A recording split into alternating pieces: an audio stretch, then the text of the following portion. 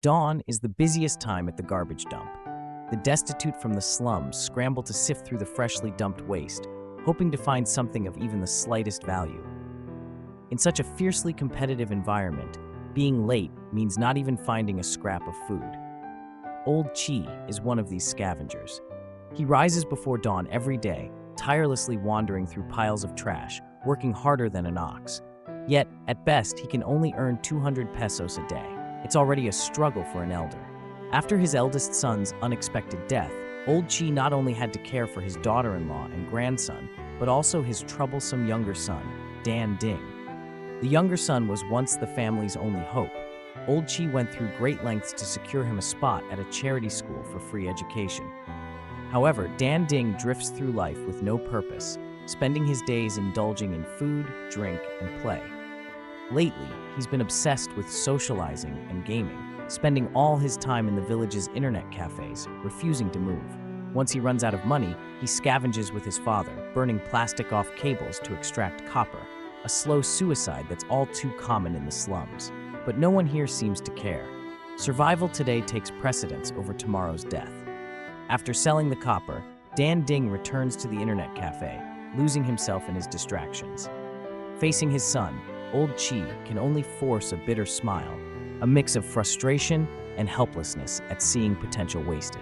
But misfortune seems to seek out those who are already suffering. A fire, tragically predictable in these slums, broke out, and when the smoke cleared, Old Chi's home was reduced to ashes, leaving him truly with nothing. Even then, he couldn't stop other scavengers from coming to pick through the remains because here, anything could mean food or water.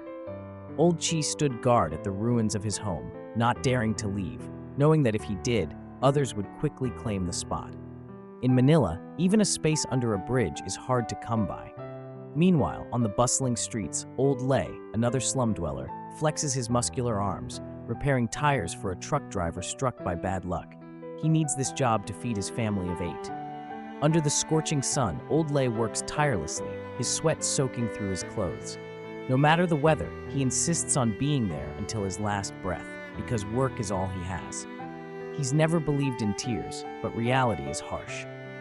In just 300 meters, dozens of others compete fiercely for the same business. One moment of rest, and the work goes to someone else. Despite his exhausting efforts, he barely earns enough to survive. What's even more suffocating is that his newborn granddaughter has a twisted intestine, requiring immediate surgery.